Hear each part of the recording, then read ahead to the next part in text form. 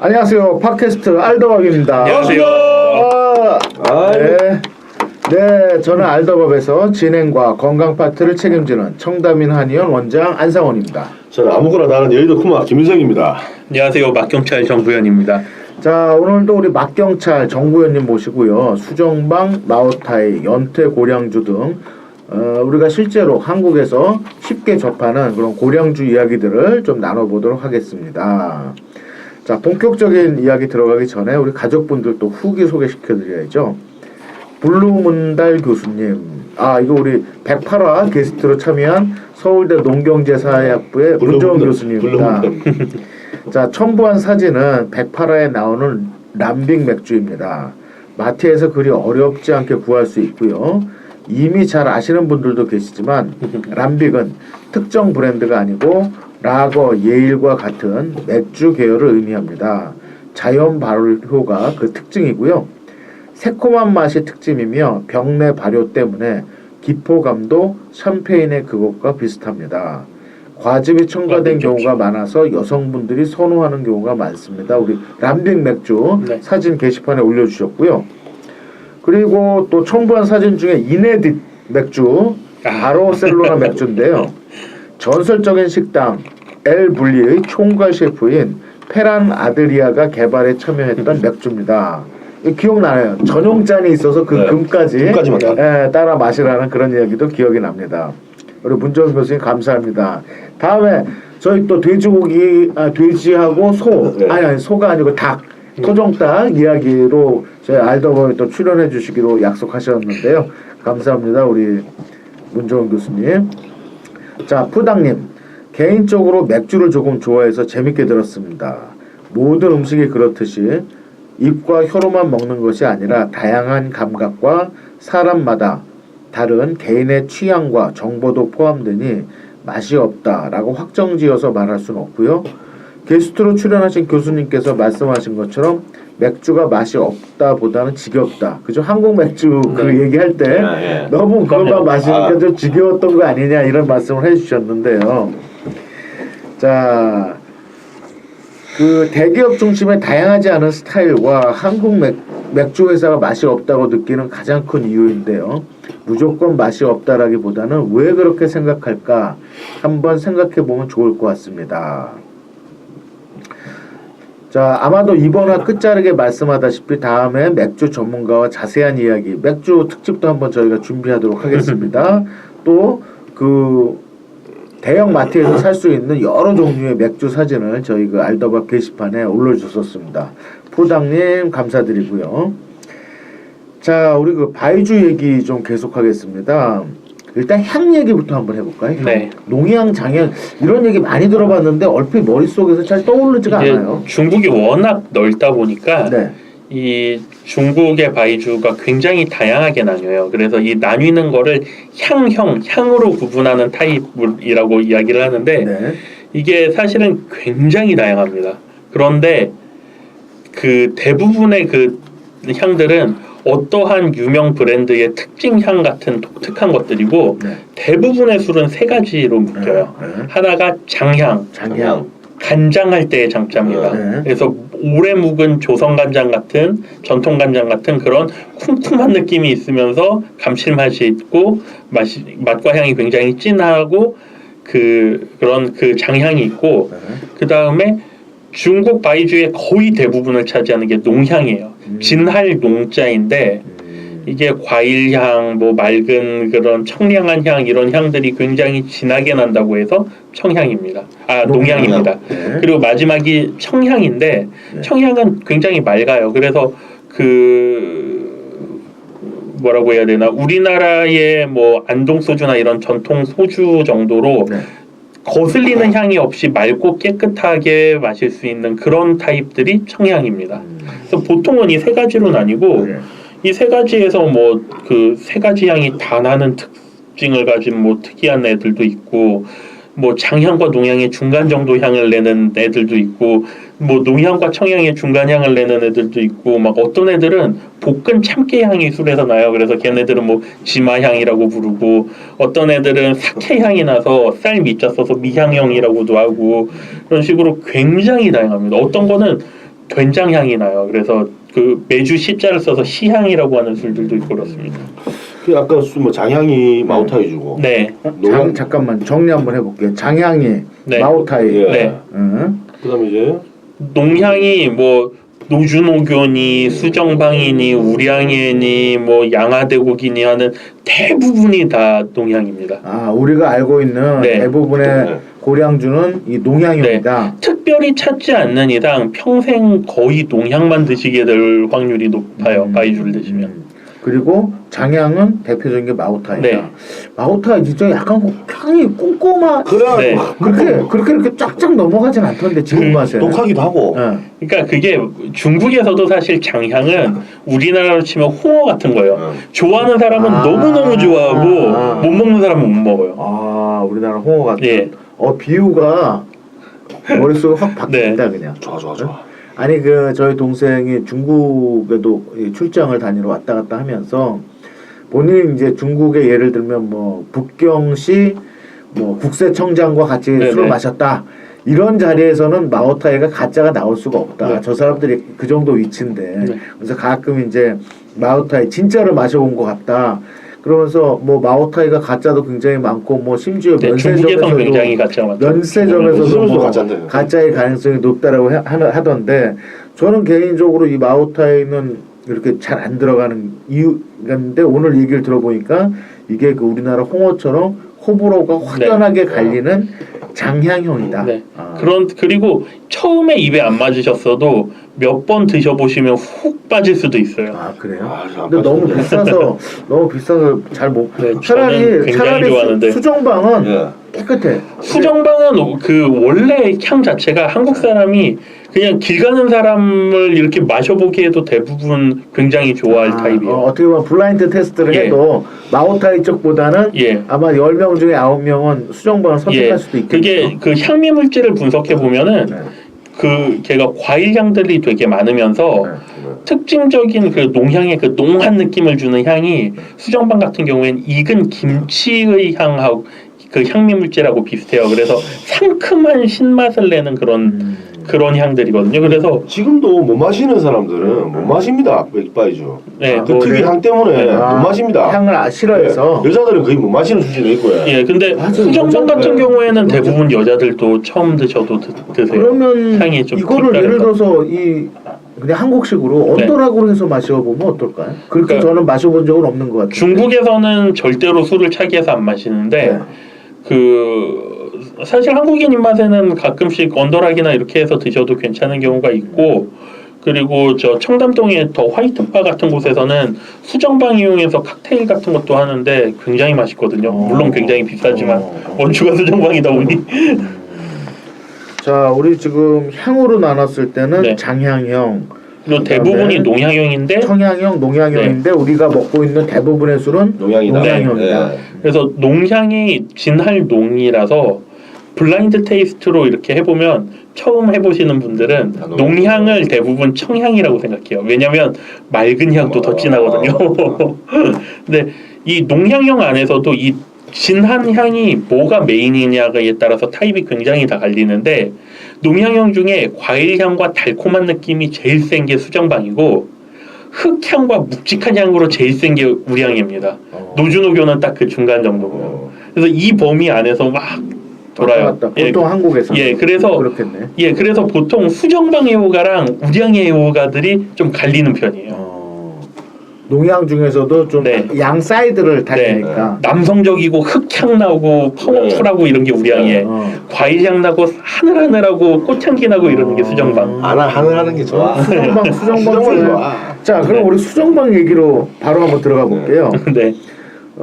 수정방은 2000년대부터 생산하기 시작한 중국의 고급 백주다. 수정방의 모태가 되는 술은 중국 17대 명주 중에 하나인 사천성에서 생산되던 전흥대곡이라는 술이었다. 근데 이제 1998년에 이 전흥대곡을 생산하던 회사에서 우연히 그 옛 양조장을 발견하고 거기에 남아있던 시설과 장비 또 효모 균을 이용해서 만드는 술이라고 한다. 네. 그래서 지금 전흥대국은 오히려 그 자기네들의 최고의 인력과 이런 것들을 다 수정방에 넣은 다음에 네. 그 다음에 수정방과 분리돼서 따로 다른 회사로 팔렸어요. 그래서 지금은 전용대국은 굉장히 싼 술이고 술 퀄리티가 좋지 않습니다. 오히려 전용대국은. 그래서 중국 사람들도 다 그 명주 취급을 받은 그 전용대국은 수정방이 이어받았다라고 생각을 해요. 그래서 이 수정방은 지난 시간에도 말씀드렸지만 디아조한테 팔렸지. 그 영국 디아조에 팔렸는데 그때가 중국에 상장되어 있는 회사가 처음으로 외국 기업에 팔린 거였기 때문에 영국 총리하고 중국 총리가 와가지고 그 계약서에 사인해주고 이랬었던 굉장히 큰 이벤트였습니다. 그러니까 중국 공산당의 경제 체제가 서방의 경제 체제와의 편입되는 굉장히 역사적인 사건이었어요. 그게 이제 2000년대. 네. 그래서 이 수정방 같은 경우에는 효모부터 해서 모든 시설과 만드는 방법 이런 게 다 원나라 때 황제한테 상납하던 최고의 그 술 만드는 그 기법들을 그대로 쓰는 것이고, 그래서 수정방이 사실은 우리나라 사람들은 한 종류인 줄 아는데 그 안에서도 이렇게 등급이 있어요. 예, 그래서 우리나라 수입 안 되는 넘버 8이라는 제일 아래급이 있고, 그다음에 우리나라에도 들어오는 레드 포춘, 그 홍은장이라고 하는 빨간색의 금색 장식되어 있는, 그거는 저 마셔봤어요. 그게 있고, 그거보다 위가 우리가 면세점에서 흔히 보는 하얀색의 웰베이라는 제품. 하얀색 병의 웰베이. 그게 수정방의 기본이고, 그렇죠. 그 윗급이 61도의 클래식이라는 제품인데, 걔는 병에 막 사자머리 음각돼 있고 이렇거든요. 그래서 걔가 옛날 중국 황제한테 진상되던 그 도수인 61도로 해서 물 안 타고 원액으로 해서 만든 그 윗급입니다. 다른 건 다 물을 탔는가 보네. 61도짜리는 저는 구경도 못 해봤네요. 61도짜리. 그리고 그 윗급이 두 가지가 있는데 하나는 1리터짜리예요.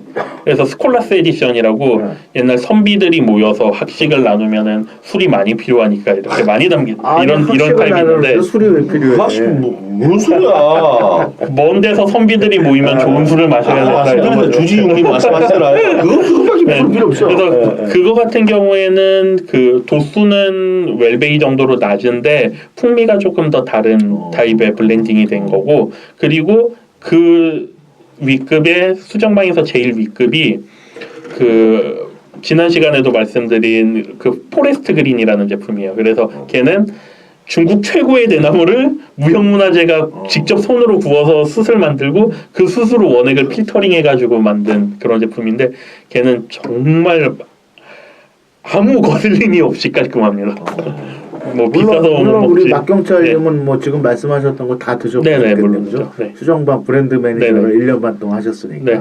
그리고 그게 아니더라도 워낙 바이주는 제가 좋아하기도 하고, 저희 아버지께서 평생 중국하고 대만 무역을 하셨거든요. 그래서 그렇구나. 중국하고 대만 쪽 친구분들이 많으셔서 뭐 고등학교 때부터도 아버지 친구들 오시면 한 잔씩 마시고 그랬었습니다.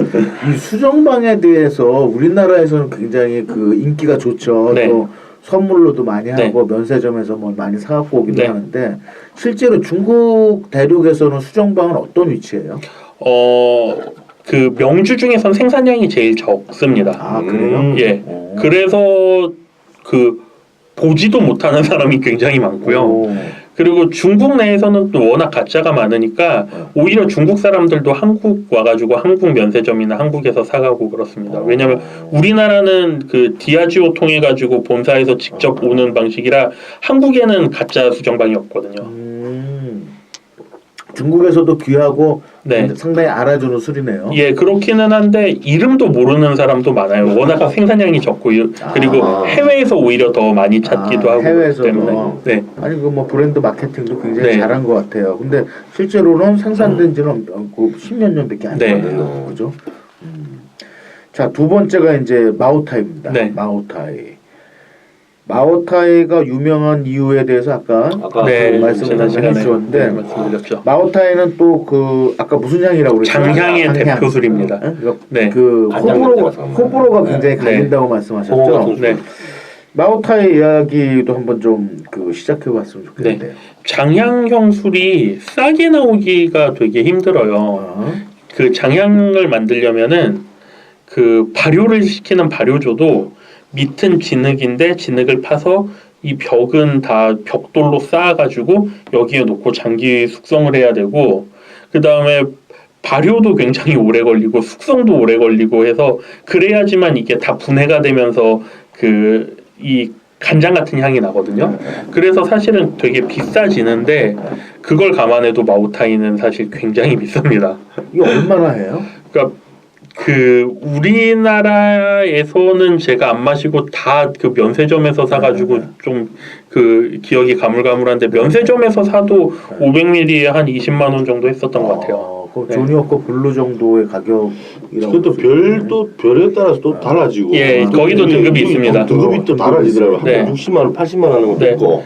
예. 아니, 한정판까지 가면은 막 수정방도 2억, 3억짜리도 있고요. 마오타이도 막 8억짜리 마오타이도 있고 그렇습니다. 막 원나라 에디션 막 리미티드 이런 것들. 에디션으로 네. 가면. 네. 자, 이 마오타이는요, 문헌 자료에 의하면 이 술을 처음 제조하게 된 게 2000년 전이라는 얘기가 있습니다. 네, 그때는 황주였습니다. 원래 이 술은 감술로 황제의 사랑을 받아오다가 1916년에 파나마 박람회에서 금상을 받으며 세계 시장에 알려지게 되었다고 합니다. 당시에도 마오타이는 연간 170톤이라는 매우 적은 양만이 생산되었기 때문에 귀한 술 취급을 받았고요. 이후 꾸준히 개량을 거듭하여 지금은 중국을 대표하는 명주가 되었다.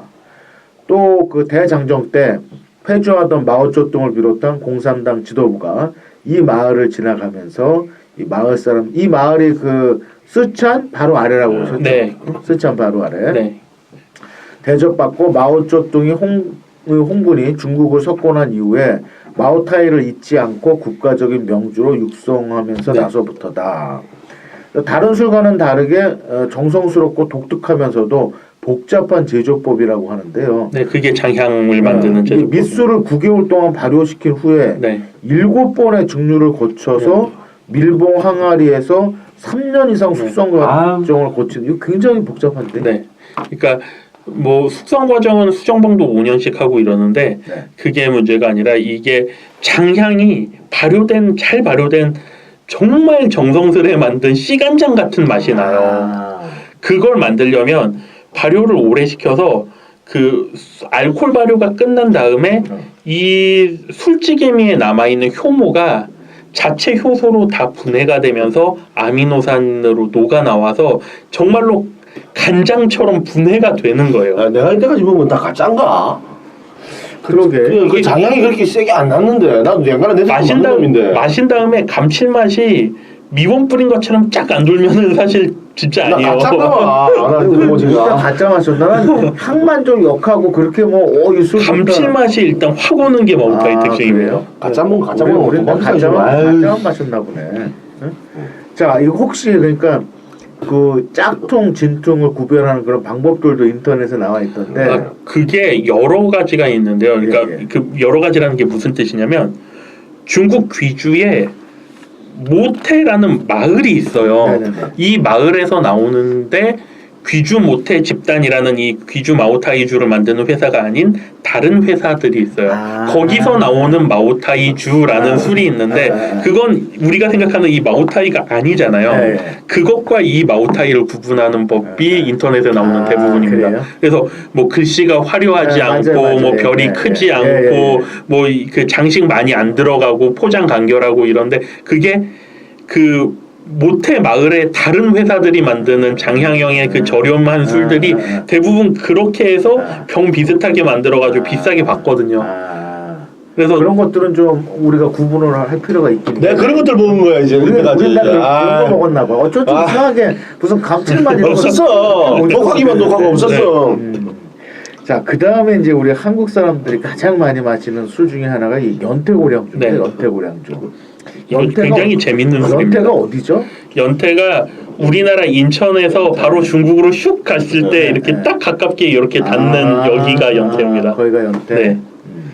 그래서 그 우리나라 넘어오는 뭐 그 사람들이나 아니면 우리나라에서 중국 일하는 사람들이 연태 지역에 많이 있다 보니까 교류가 많았겠네요. 예, 교류가 많아서 연태 지역 술이 넘어오기가 좀 쉬웠기도 했고 예. 그리고 이게 좀 재밌는 게 연태 고량주라는 게 잘못된 표기예요. 그래요? 그러면 이게 고량주는 수수라는 뜻의 한자 고량을 써서 수수 100%로 만든 술이 고량주인데 그렇죠. 연태고량주는 수수뿐만이 아니라 뭐 완두라든지 다른 곡식들이 섞여 들어 있거든요. 그래서 고량주가 아니고 얘네들 한자도 옛 고자에 술 양조할 때 양자를 써서 고양주예요. 아, 수수의 고량자가 네. 아니고. 그래서 사실은 연태 고양주인데 네. 이쪽 회사에서도 마케팅을 고량주라고 일부러 해요. 자기네 이름이 사실 아닌데 그렇게 아닌데. 마케팅을 합니다. 그리고 재밌는 점이 옛 고자에 양조할 양자를 썼으면 옛날 기법대로 만든 그렇죠. 술이어야 되잖아요. 예, 예. 바이주 중에 가장 최신 기법으로 만들어집니다. 아니 뭐 이런 얘기도 있습니다. 네. 중국 술이 가짜가 많다지만 연태고량주는 가짜 걱정을 할 필요가 없다. 비싼 술이 아니라서 가짜 술을 만들어도 수지가 안 맞기 때문에. 네, 뭐 연태 정도 급이면 그것도 맞습니다. 그 한국 중국집에서 가장 무난하게들 많이 드시는 네. 게 연태고량주 같아요. 네. 그죠? 그게 그 연태고량주가 굉장히 획기적인 술인 이유가 대량 생산을 하고 양을 불리는 기법을 처음으로 만들어냈는데 이걸 잘해서 꽤나 그럴듯한 향이 나요. 그러니까 연태고량주를 마시면은 네. 역하거나 인공적인 향이라는 느낌은 안 오거든요. 그런데 얘네는 그 뭐야 전분가루 같은 그 뭐라고 해야 되지? 곡식들을 갈아서 죽을 만든 다음에 네네. 액화를 해서 발효 효모라든지 이런 것도 인공적으로 첨가해서 넣고 그런 방식으로 대량 생산이 되게 만든 굉장히 거예요. 현대적으로 대량 생산을 목적으로 만들어낸 술이네요. 백주의 현대형 대량 생산 기법을 처음으로 개발하고 완성한 회사가 이 회사예요. 아, 그에 반해서 수정방은 완전히 사람 손으로 하는 거고요. 그리고 2000년 전에 그 기법으로 한 거고, 그러니까 거의 뭐 양쪽 쌍극을 달리는 술이라고. 극단적으로 다릅니다. 극단적으로. 마오타이 같은 경우도 완벽하게 사람 손으로 만들어져. 우량주도 마찬가지입니다. 연태고량주는 굉장히 대중적으로 대량 생산을 위해서 그 만든 그런 술이다. 그런데 그렇더라도 우리 입맛에 맞고. 그럼요. 그러니까 인기가 있는 거죠. 우리 입맛에 맞고 어느 정도의 향과 맛의 품질을 보장을 하니까 대량. 그럼요. 와인도 뭐 모든 사람들이 매일매일 로마네 꽁티를 마시면 얼마나 좋겠냐마는 불가능하잖아요. 똑같이 뭐 바이주도 모든 사람들이 다 매일 수정방과 마오타이와 우량이와 뭐 이런 걸 마실 수는 없으니까요. 굉장히 좋은 거죠. 예. 자, 저희가 이제 중국집에 가보면 전시되어 있는 술들 중에 이 공부가주가 눈에 좀 띕니다. 왜냐하면 이게 공부자가 그러니까 어려운 한자도 아니고 약간 이게 뭐 공자님하고 관계가 된 술인가 이렇게 애매한 그런 얘기들도 있고. 공부가주는 어떤 술인가요? 그러니까 원래는 중국 곡부에 있는 공자의 가문이 공자의 제사를 지내거든요. 거의 뭘 문묘라고 해가지고 제사를 지내는데 그 제사를 지내는 제사주가 옛날부터 있었어요. 옛날에는 백주가 없었으니까 황주로 계속 쓰다가 백주 기술이 생기고 나서는 백주를 쓰고 이랬는데 사실 지금의 공부가주는 이 곡부에 있는 공자의 후손하고는 별개로 그 근처 마을에 있는 술 회사가 그 이름을 써서 만든 술입니다. 이때까지 진짜 그 오리지널은 아니네. 그런데 그리고 사실은 공부가주도 옛날 기법으로 만드는 술은 아니거든요. 그러니까 가격이 저렴할 수 있는 거고요. 그래서 대량 생산하는 술인데 그런 술 중에서는 품질도 괜찮고 우리나라에도 일찍 알려지고 그리고 이름도 괜찮으니까 굉장히 잘 팔렸는데 여기서 또 웃긴 게 공부가주의 짝퉁인 공보가주도 우리나라에서 굉장히 많거든요. 그래요? 예, 부자 대신에 부서 할 때 그 부자인데 그거 대신에 그 보물할 때 보자 써가지고 공부가지고 뭐가 하나 유명해지면 항상 항상 그 친구들이 따라와. 짝퉁이 따라오네요. 근데 걔도 심지어 더 싼데 꽤 괜찮습니다. 마시기는 뭐 나쁘지 않아요. 공부가주는요, 이 수수, 또 밀, 보리, 완두, 옥수수, 잎살, 찹쌀 등을 원료로 해서 만든다고 하는데요. 생각보다 이 재료가 굉장히 많이 들어가네요. 네, 술을 만들 때 그 바이주를 만들 때 수수만 써서 만드는 것보다 잡곡을 쓰면은 만드는 법이 조금 더 어려워집니다. 이게 잡곡 하나하나마다 특징이 다른데 이걸 다 섞어서 완벽하게 만드느냐 아니면 따로 다 발효를 시킨 다음에 나중에 원액 블렌딩을 하느냐 둘 다 만들기가 어렵기 때문에 조금 더 어려워지는 반면에 이렇게 해서 잘 만들면은 그 술의 밸런스가 되게 좋아져요. 밸런스가 좋아진다.